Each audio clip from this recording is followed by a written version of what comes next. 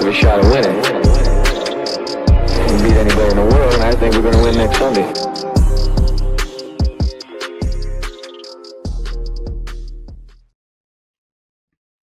And welcome back to the New York Jets Atlantic Flight Podcast. It is week 4, people, and it's that old foe again, Miami Dolphins.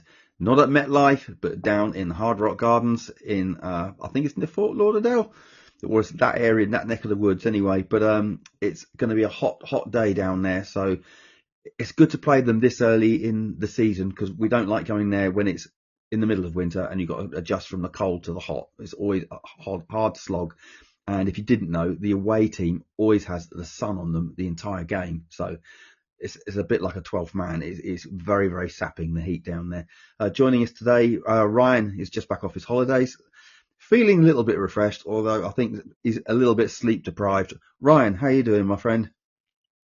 Yeah, I'm, as you say, a bit sleep deprived. So it'll be a little bit of red zone tonight and an early night, ready for work again tomorrow. But yeah, enjoyed the time away. Red zone for your red eyes. Love it. Right. But you've had a good time, which is really, really good. And I'm so pleased you're not sending me pictures of you by the pool, drinking lots of nice drinks as well. So cheers for that. That was my week, being envious.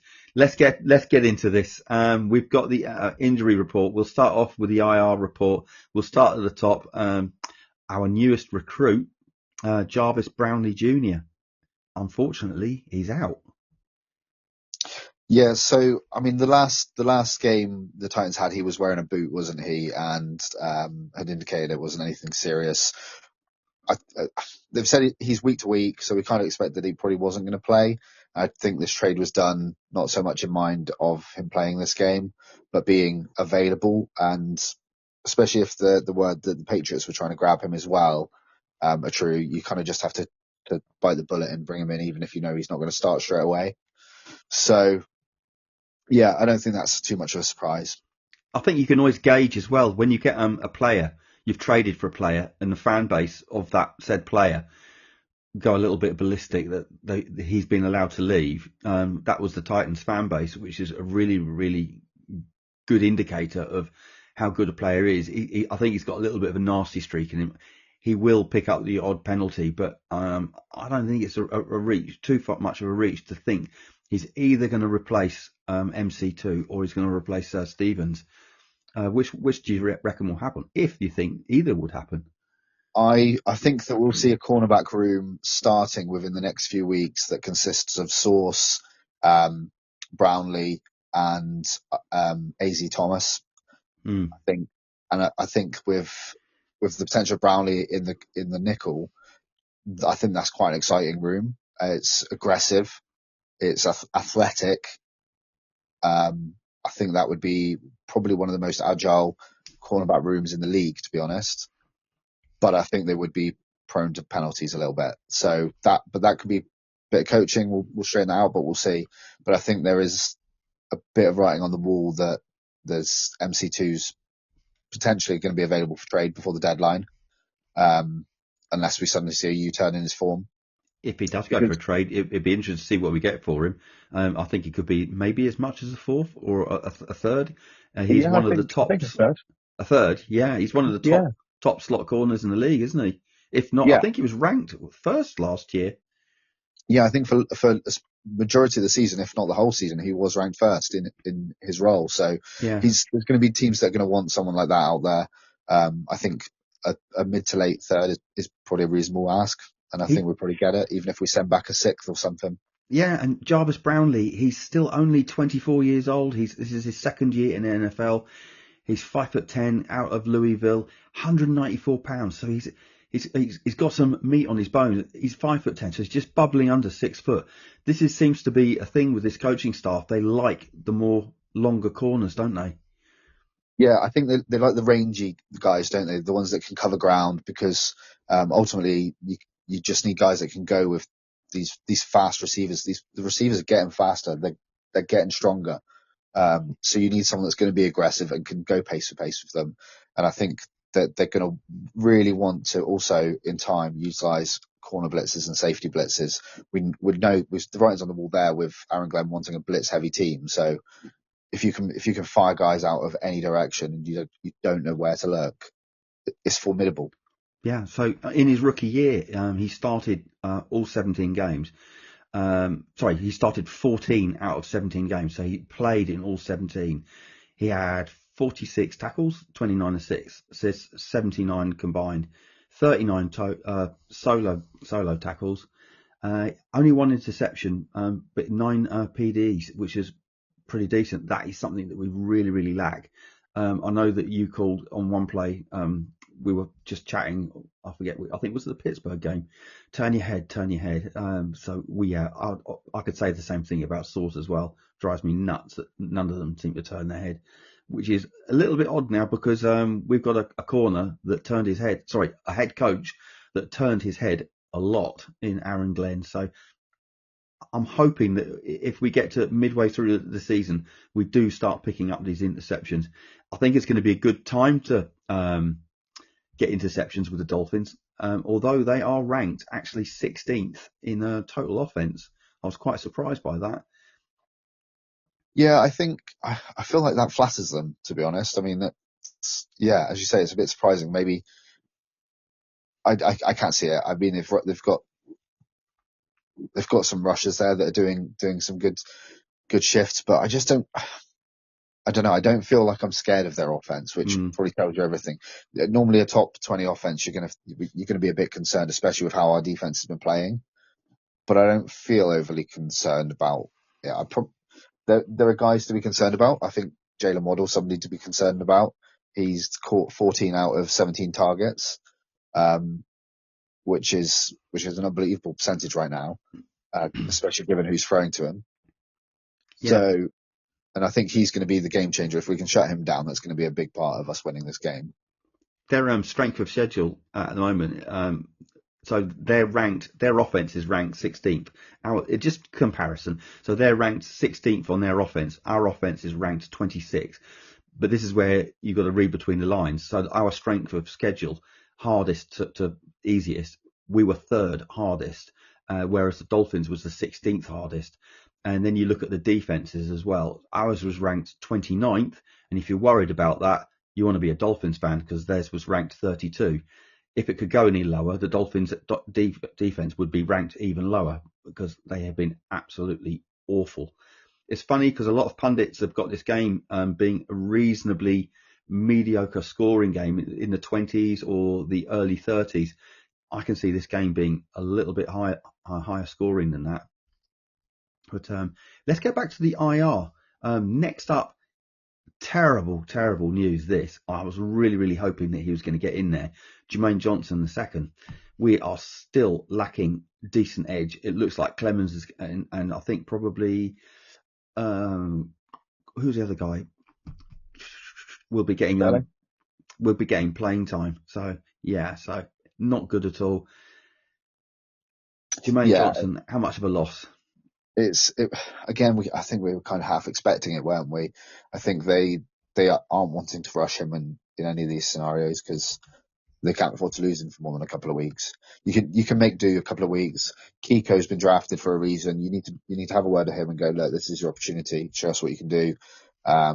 Because I think he's gonna come in at Quincy's role and kind of overcompensate for the blitzing. Yeah. Because Clemens isn't capable.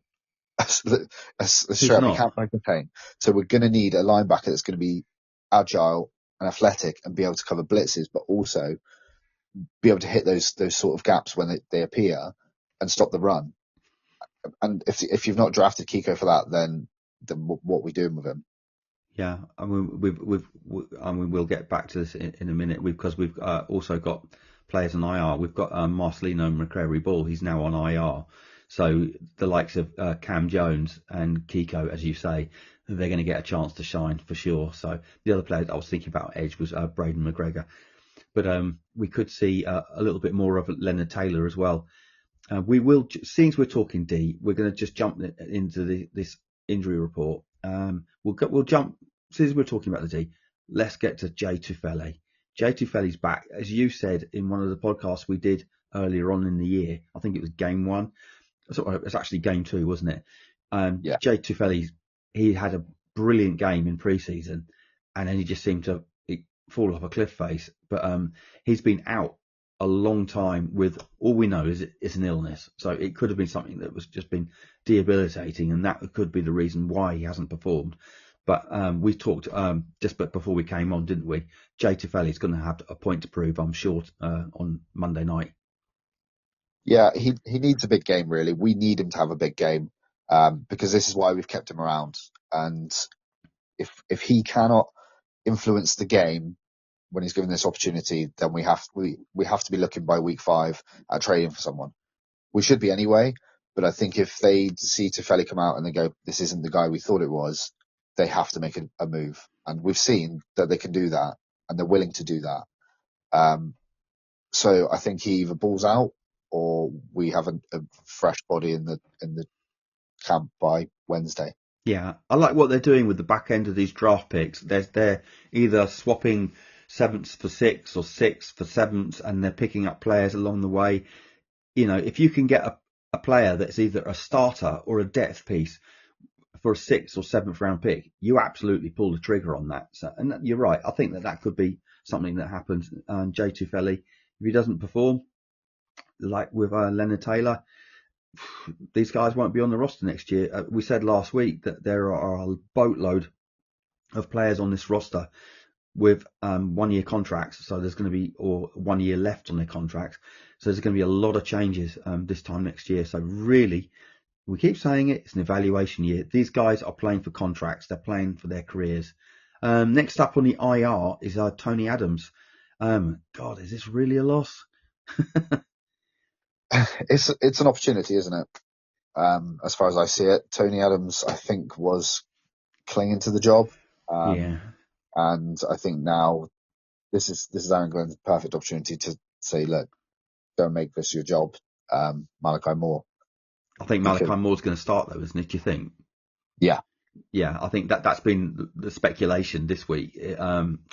Coach Glenn, head coach Glenn, he's been talking about Malachi Moore quite a bit.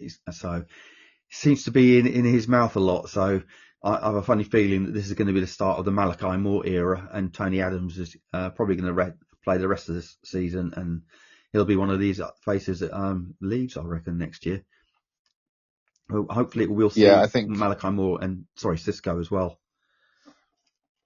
Yeah, Cisco needs to improve a bit, but I think it may help Cisco having someone like Malachi Moore alongside him. For because sure. if you know the guy outside you has got an area covered, and you're not having to keep an eye on it, then you can almost play a bit looser. Yeah. And I feel like maybe we all kind of know that Tony Adams isn't quite there. So if they're, it's speculation. I'm not suggesting that this goes through players' minds. They're professionals or whatever, but I certainly think that it's capable that players will play better when somebody's alongside them, because you just do. Oh, absolutely. I totally agree. That is a thing. I don't think that even is a question. If you got someone that absolutely knows their assignment and knows other people's assignment next to you, you can concentrate on your own job. And Malachi Moore is a really, really smart player, and he will know other people's assignments. So yeah, it will free up Cisco to concentrate on what he's doing. That said, Malachi Moore is a rookie, and he will make rookie mistakes. He's not perfect, but he is certainly trending in the right direction, which is great to see. The next guy on the Kini Iwango on the IR, he's doubtful. He's not going to play. So we could be seeing Isaiah Davis returning kicks again. Would you think that's going to happen? I hope so. I like Isaiah Davis. I don't feel like we're utilising him enough. And I think he can make things happen on the ball. So give him a shot. We're not using up an extra roster space for it at the moment, as much as I'd like to see Jamal Pritchett come up. It's getting quite tricky to balance a roster where you're getting weaker at your starting position, so you need more cover. So we're just having to spread ground where we can, really, aren't we? Yeah. Next up is Josh Reynolds. He practiced full practice on Friday, and he full practice today. Saturday. They practiced on Saturday. So he is good to go.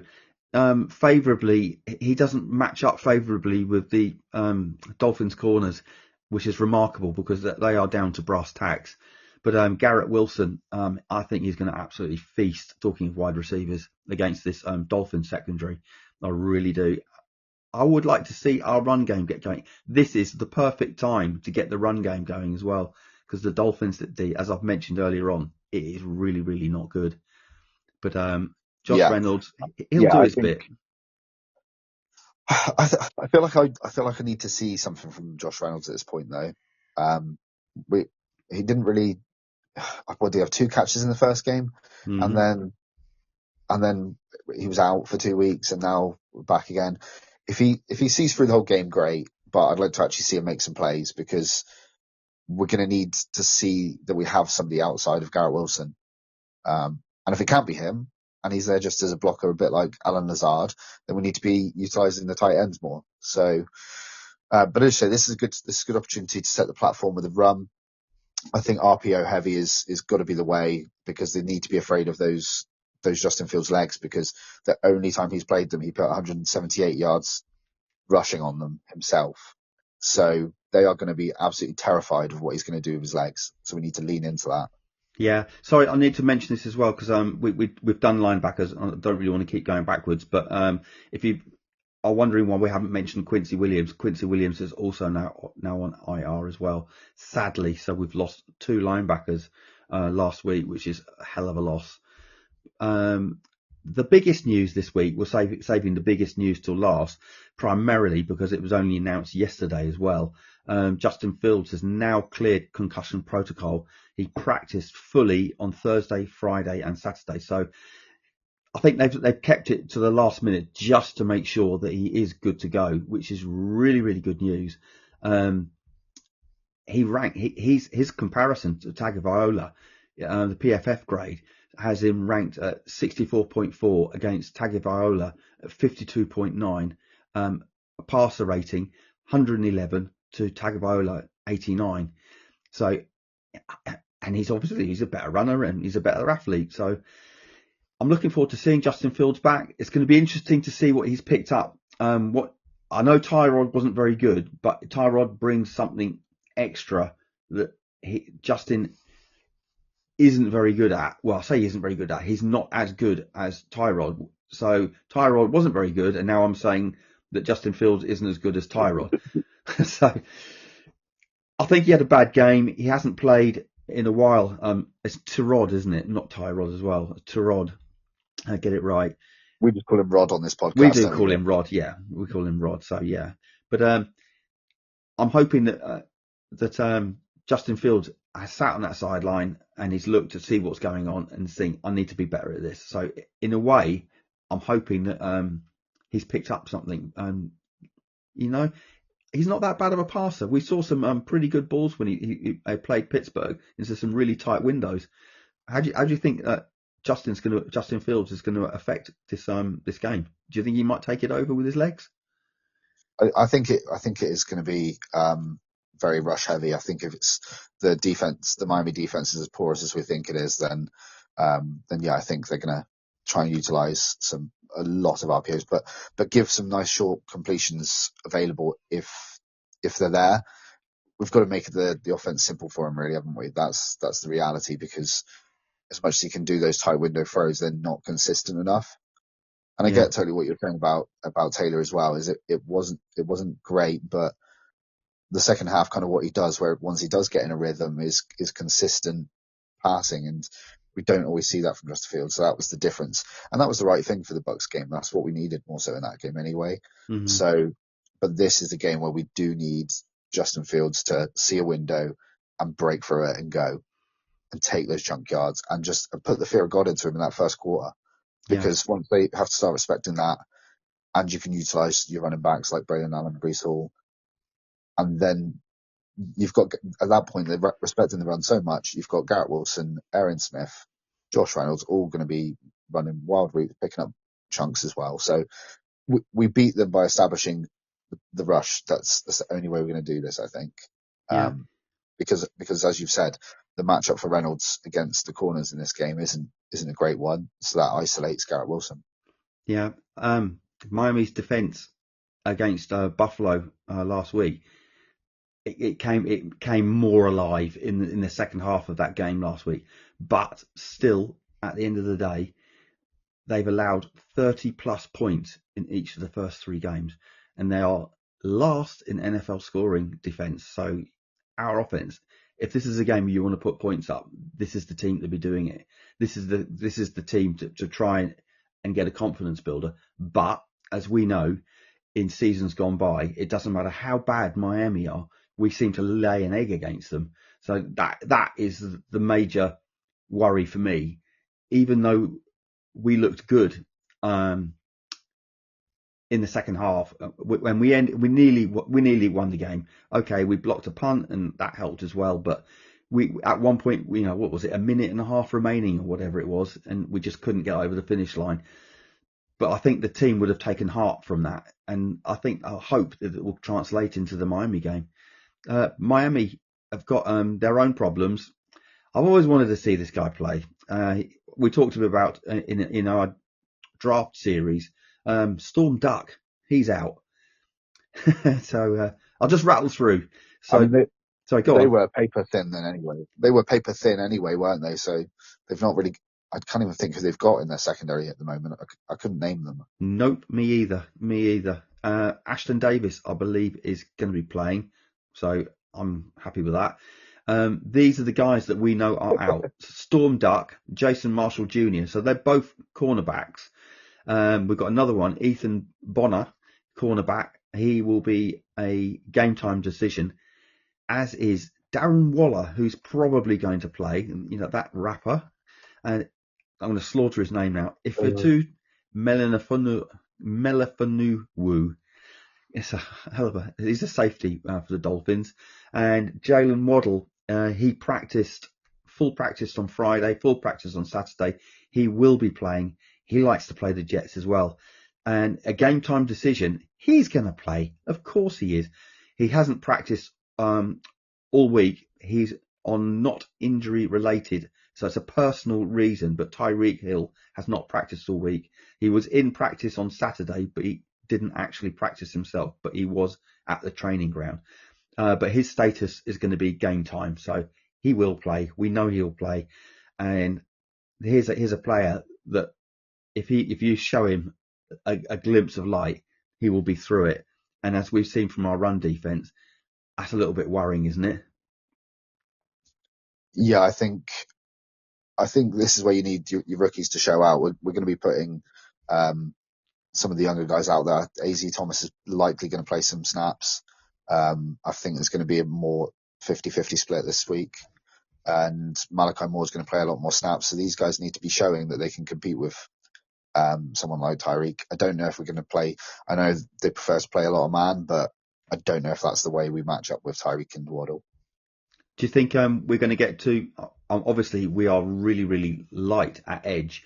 But how do you see the key to this game? Do you think that we're going to get into his face, force him to run, or do you think we're just going to try and keep him in the pocket and let someone like Q? And as I say, hopefully, Jay Tufele is going to be playing out of his skin. So I'd like to see Quinnen start to dominate in the trenches. But how do you see this game going? What are your keys to this game? I think we need a big performance from Q this week. I've mentioned that about a couple of guys now, but you need your leaders to lead when you've got a few injuries. So we need Q to have a big game, break through the middle of that line, cause a bit of problems. Because if we can push Tua wide, we know that he's not happy throwing off platform. So that's where you're going to pick up your turnovers. So we have to establish that, but we need a big performance from Jamie Sherwood as well. He's going to have a lot of young guys around him. I think we'll probably see a reasonable amount of snaps from Ben Neiman, just for that experience point of view in the middle. So I wouldn't be surprised if there's a lot of packages where he's rotating in and just kind of steadying the ship a little bit and helping with a bit of leadership for Sherwood. I think they're going to be the two biggest parts on the defense, because if they're doing their best and we start to see the confidence through the middle, it kind of starts to lead outwards, doesn't it? Mm-hmm. Because you find then your corners aren't drifting in, your safeties aren't drifting forwards and stuff like that. And that's going to be the keys to stopping their run as well, because Achan is their leading rusher. He's also their leading yak player because of the amount of screens they play. So I think he's over 300 yards all purpose in 3 weeks. So we can't afford to give him 100 yards. Yeah, that is going to be a real headache for us because again, we keep seeing screen passes against us. I mean, through the middle, round the hash marks or screen passes, we just cannot seem to stop the run. So this is going to be a really tough game. A lot of people are saying it's going to be an ugly game. I don't think it is going to be. I think there's going to be a lot of scoring in this. But Yeah. let's just remember as well. The Dolphins played the Bills last week, so they've had quite a lot of time to rest and check in on what went wrong and everything. So it's going to be an interesting game on Monday. We'll wrap this up. What do you reckon the scoreline's going to be? Do you think the Jets win this one, or do you think it's the Dolphins might win it? I think we will win it. I think we if we're going to talk about the past games and the coaching is going to say we're seeing improvements and all that lot, this is the game you go out and win. So yeah, it's not a must-win game or anything like that, but I think if we want to be the team we want to profess to be, then we need to turn up at this game and we need to win, and we need to score points. So I think you're right. I think it will be high scoring.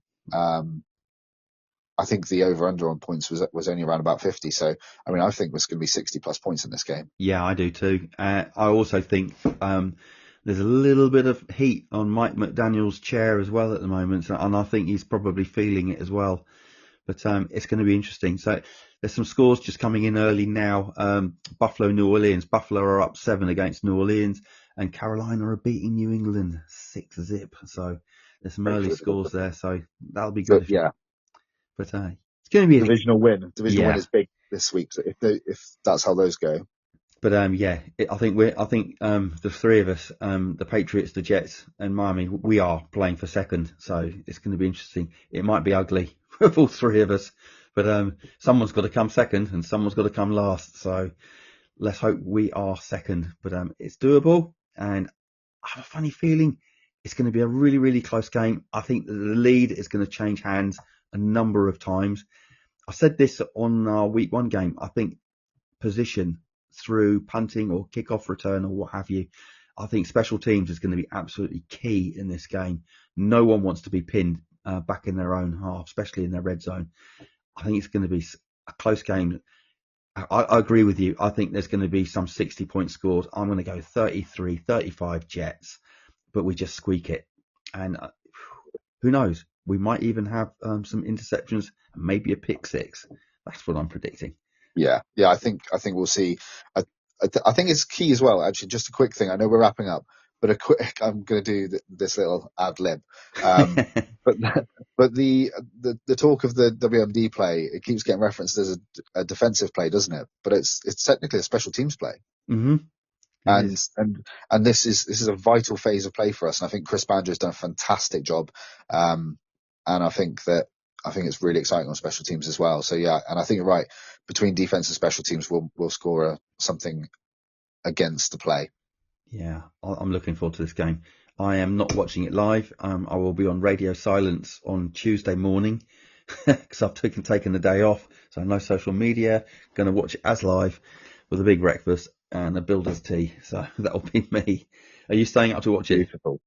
I've been telling myself for weeks that I'm not going to get up and watch it, but I've come to terms with it whilst on holiday. I had my epiphany moment that I might as well just lean into it because I'll convince myself on the day anyway. So I might as well.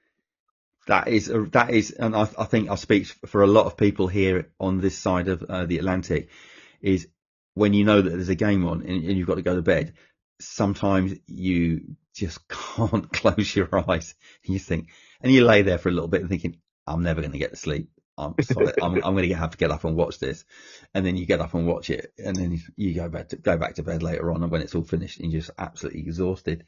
But that's the plan anyway. So, Ryan, thanks for coming on, mate. I know that you've only had 3 hours sleep, so I really appreciate you doing this pod with us today. And good to see you. Y'all know what to say. On 3. 1, 2, 3.